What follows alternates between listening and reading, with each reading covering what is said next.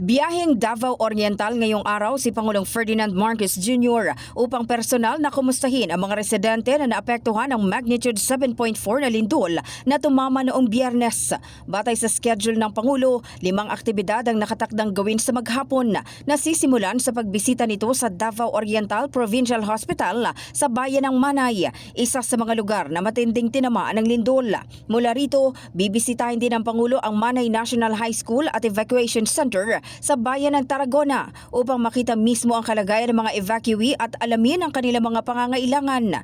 Pagkatapos ng mga pagbisita, pangungunahan ng punong ehekutibo ang situation briefing kasama ang mga lokal na opisyal at mga kinatawan ng iba't ibang ahensya ng pamahalaan upang talakayin ang ginagawang relief, rescue at rehabilitasyon sa mga apektadong lugar. Bago bumalik sa Maynila, tutungo rin ang Pangulo sa Davao Oriental Provincial Medical Center sa Dahican sa lungsod naman ng Mati para silipin ang operasyon ng hospital at personal na makausap ang mga pasyente at health workers.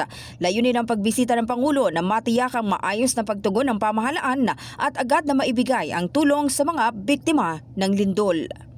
In the heart of changing lives, ako si Brigada Maricar Sargan ng 105.1 Brigada News FM Manila, The Music and News Authority.